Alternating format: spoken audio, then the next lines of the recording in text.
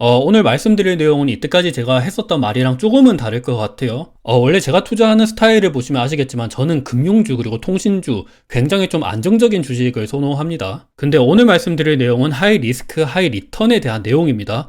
사실 저는 개인적으로 좀 잘 모르겠긴 한데 그래도 좀 최근 들어서 주가 흐름이 괜찮기도 하고 또 최근에 소비자 물가 상승률이 굉장히 또 많이 둔화가 되고 있잖아요. 미국채 금리도 뭐 10년물 기준으로 5%를 찍었다가 최근에 굉장히 많이 둔화가 되고 있습니다. 지금까지 연준에서 두려워하던 게 소비자 물가를 못 잡으면 어떡하지? 라는 거였는데 생각보다 소비자 물가가 굉장히 좀 잘 떨어지고 있어요. 그러다 보니까 연착륙에 대한 기대감이 조금씩 생기고 있는 것 같아요. 그래서 어찌 보면 지금까지는 소비자 물가가 잘 안 잡힐까봐 경착륙이 생길 수도 있는데 그에 따라서 뭐 건설이랑 그리고 부동산 쪽이 많이 안 좋을 거라고 생각을 했었잖아요. 근데 지금의 분위기로는 생각보다 좀 잘 잡힐 수가 있겠는데 그래서 오히려 역발상으로 투자를 해볼 수 있다라는 아이디어가 조금씩 생기고 있는 것 같아요. 그래서 그쪽으로도 최근 들어서 수급이 조금씩은 다시 들어오고 있는 모습을 보이고 있거든요. 여튼 최근 들어서 소비자 물가 상승률이 가파르게 떨어지고 있습니다. 그리고 이와 더불어서 소매 판매 같은 경우도 좀 많이 떨어지고 있죠. 소비가 좋다는 거는 그만큼 물가가 많이 오르게 할 수 있는 요인이 될 수 있기 때문에 좀 걱정스러운 점인데 최근 들어서는 소비가 조금씩은 둔화가 되고 있어요. 하지만 반대로 소비가 완전히 급격하게 안 좋아지면 요거는 경기 침체거든요. 2008년도 글로벌 금융위기 그리고 2010년도 코로나 요때 보면 소매 판매가 굉장히 많이 떨어졌죠. 근데 지금은 완전히 경기가 박살날 정도의 소비가 떨어지는 건 아니기 때문에 요 정도면 물가가 어느 정도 잡히고 소비가 완전히 둔화될 것 같으면 연준에서 금리 조정을 하겠죠. 그래서 잘하면 연준에서 연착륙으로 만들 수 있겠는데 라는 기대감이 조금씩 생기고 있어요.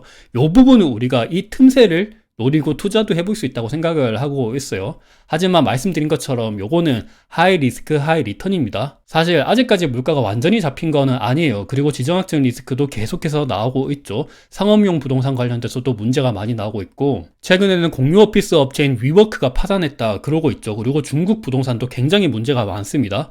하지만 진짜로 연준이 원하고 그리고 미 정부에서 원하듯이 연착륙이 나온다 이런 기대감을 가지고 투자해봤을 때는 확실히 좀 투자 수익률을 훨씬 더 높게 가져갈 수가 있거든요. 우리는 그 초기 시장을 한번 지금 눈여겨보자는 겁니다. 일단 소매 판매가 조금씩 둔화되고 있다. 하지만 그렇다고 하더라도 2008년도 글로벌 금융위기 그리고 2020년도 코로나 요때처럼 완전히 박살날 수준은 아니다. 그리고 어느 정도 박살날 것 같으면 지금 최근에 소비자 물가 상승률이 많이 둔화가 되고 있는데 연준에서 개입하지 않을까 이런 기대감을 가질 수가 있을 것 같아요. 그리고 보시면 미국의 실업률 같은 경우도 최근 들어서 조금씩 올라오고 있어요. 연준에서 가장 중요시 여기는 게 두 가지죠. 고용과 물가입니다. 물가는 어느 정도 잡히고 있고 고용도 조금씩 둔화가 되고 있어요. 지금 연준이 원하는 그림대로 조금씩 나오고 있는 거예요. 생각보다 연준이 굉장히 일을 잘하고 있습니다. 소비도 어느 정도 둔화가 되고 있고 고용도 조금씩 둔화되고 있으면서 소비자 물가도 잘 잡히고 있습니다. 근데 과거를 보시면 아시겠지만 2001년도 닷컴 버블 그리고 2008년도 글로벌 금융위기 2010년도 코로나 요때 실업률이 굉장히 많이 증가를 했었어요. 근데 지금 정도의 실업률이면 어느 정도 소비자 물가도 잡을 수 있고 이 실업률이 조금씩 올라갈 때쯤은 이제 연준이 개입해서 또 금리를 낮추겠죠. 이러면 완전한 침체로는 안 넘어가고 약한 경기 둔화로서 끝날 수도 있습니다. 이러면 주식시장은 그렇게까지 많이 안 떨어지겠죠. 이때까지 안 좋게 봤었던 거가 생각보다는 괜찮네 그러면서 주가가 다시 반등할 수 있는 기회가 생길 수도 있습니다.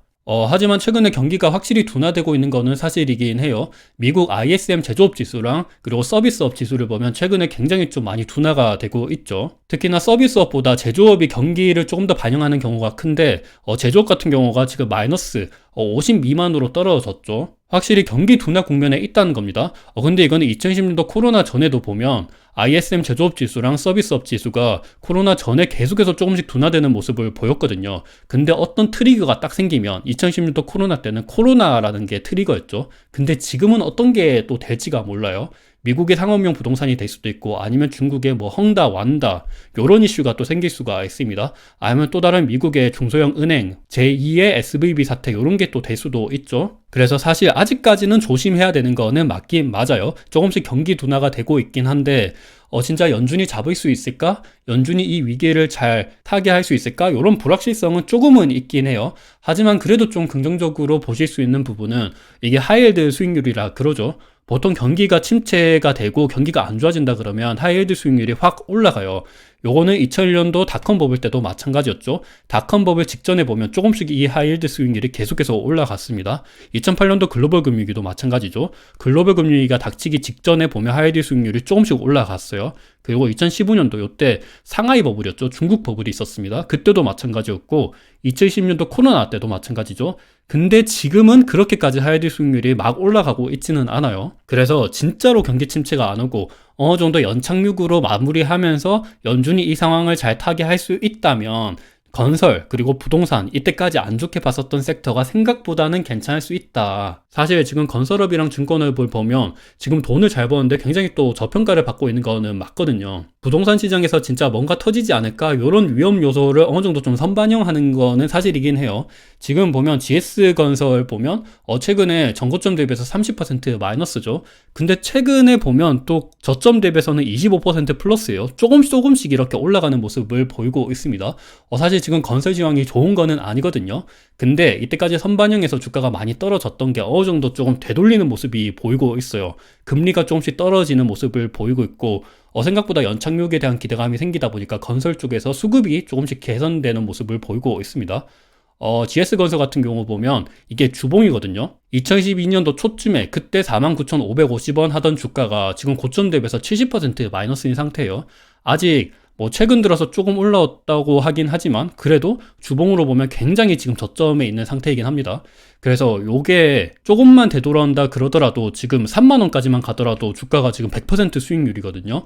그래서 요런 것들을 보고 하이리스크 하이리턴 쪽으로도 투자할 수 있지 않을까 이런 생각을 가지고 있습니다. 제가 다시 한번 말씀드리겠지만 요거는 하이리스크 하이리턴이에요. 제가 무조건 추천하는 거는 아니에요. 그냥 최근 들어서 연착륙에 대한 기대감이 생기고 있고 생각보다 소비자 물가가 잘 잡히고 있고 유가도 많이 떨어지고 있죠. 고용도 조금 둔화되고 있습니다. 소매 판매도 조금 떨어지고 있어요. 그래서 이런 것들을 봤을 때 조금씩 좀 기대해봐도 되지 않을까. 일단 우리가 주식을 투자할 때 완전한 바닥을 찾기는 굉장히 또 힘들어요.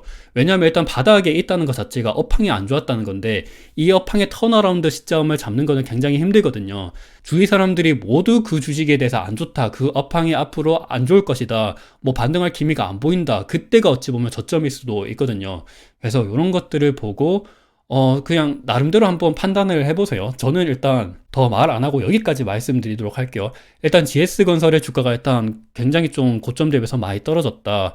그리고 또 보면 GS건설이 올해 충당금 관련돼서 일단 적자예요. 만약에 충당금이 아니었으면 흑자였겠죠. 그리고 사실 GS건설은 돈은 많은 기업이긴 합니다. 그래서 이번에 인천 검단신도시 지하주차장 붕괴 이런 사고 때문에 좀 안 좋긴 하지만 그래도 어느 정도 견딜 수 있는 체력은 있다라고 보고 있고, 그리고 사실 배당도 많이 주는 기업이에요. 5.2% 줍니다.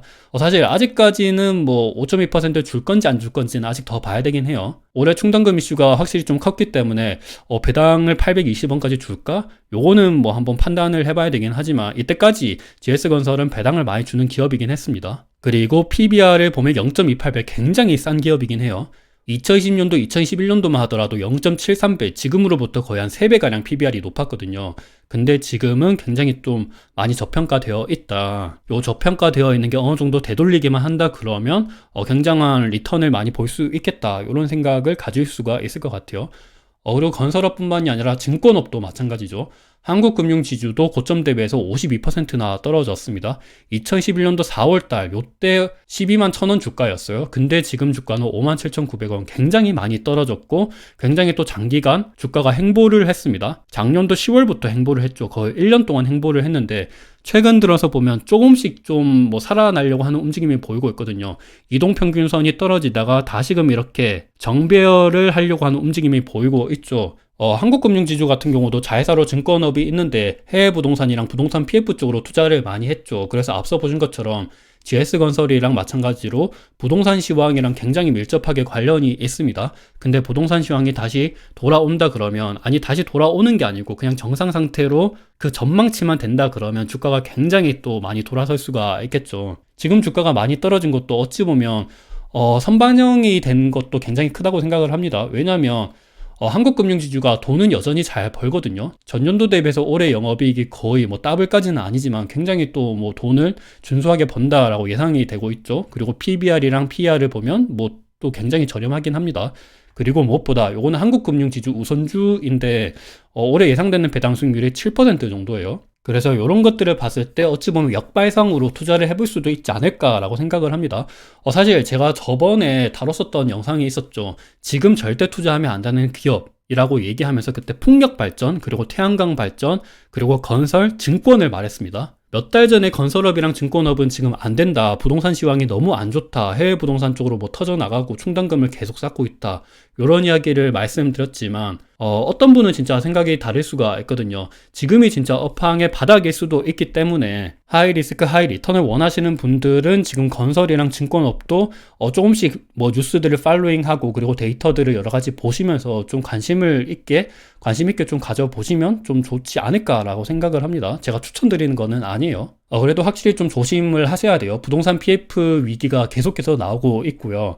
그리고 해외 부동산 쪽으로도 뭐 대규모 충당금을 설정했다. 보시면 한국투자증권이 해외 부동산 충당금을 400억 가량 뭐 손실 반영을 한다. 이런 이야기가 나오고 있죠. 그래서 이런 부분들은 확실히 좀 조심을 하셔야 됩니다. 그리고 보면 부동산 시장 쪽으로 보면 최근에 주택 미분양이 조금씩 감소를 하고 있죠. 근데 보통 미분양이 떨어지면 착공은 올라갑니다. 반대로 미분양이 올라가면 착공은 떨어져요. 보면 2013년도 14년도 미분양이 떨어졌을 때 착공은 올라가죠. 그리고 15년도 16년도 미분양이 올라갔을 때 착공은 떨어지죠. 그리고 20년도 미분양이 떨어질 때 착공은 올라갑니다. 그리고 22년도도 마찬가지예요. 근데 최근에는 미분양이 떨어지는데 착공은 늘어나지가 않아요. 미분양이 떨어지는 이유 자체가 그러니까 착공을 별로 안 해서 미분양이 떨어진다는 거죠. 요거는 업황이 안 좋다는 거죠. 업황이 좋은데 건설사들이 왜 착공을 안 하겠어요? 업황이 안 좋다는 이야기입니다. 그래서 이런 부분들은 확실히 좀 걱정은 되긴 합니다. 그리고 보면 우리나라 건설사의 국내외 합산 신규 수주 추이를 보면 해외 수주는 그나마 괜찮아요. 근데 국내는 많이 죽었습니다. 그리고 내년에도 국내는 안 좋을 거라고 예상이 되고 있어요. 해외 수주는 뭐 최근에 유가가 좀 괜찮다 보니까 괜찮긴 한데, 근데 절대적인 규모를 봤을 때 확실히 해외 수주보다는 국내 수주가 훨씬 더 그 비중이 크거든요. 그래서 이런 것들을 봤을 때는 건설사들의 실적이 확 돌아서는 건 아니다. 하지만 건설사나 증권사를 투자할 때 지금 이때까지 선반영했었던 게 어느 정도 되돌리기만 한다 그러면 그래도 좀 나쁘지 않으니까 이 점을 보고 뭐 투자는 해볼 수도 있겠다라고 생각을 하고 있습니다. 그리고 보면 매출 총이익률 같은 경우도 공공 마진은 거의 깔아주다시피 하고요. 민간 마진이 많이 안 좋죠. 해외 마진 같은 경우는 그냥 큰 비중은 아니다 보니까 거의 민간 마진은 오히려 더 중요시 여겨야 될 것 같은데 민간 쪽은 별로 살아나지가 않습니다. 그래서 건설사랑 증권사들을 투자할 때는 최근에 소비자 물가 상승률이 많이 둔화가 되고 있고 연착륙에 대한 기대감이 있어서 투자를 해볼 수는 있긴 하지만 그렇다고 해서 업황이 완전히 좀 좋아질 것이다. 이런 아이디어로 투자하는 게 아니고 이때까지 선반영해서 주가가 많이 떨어졌던 거를 어느 정도 되돌리는 수요만 있더라도 나는 괜찮을 것 같다라는 생각이 드시는 분들은 한번 관심 있게 눈여겨보시면 좋을 것 같습니다. 오늘 영상은 여기서 마무리하도록 하겠습니다. 감사합니다.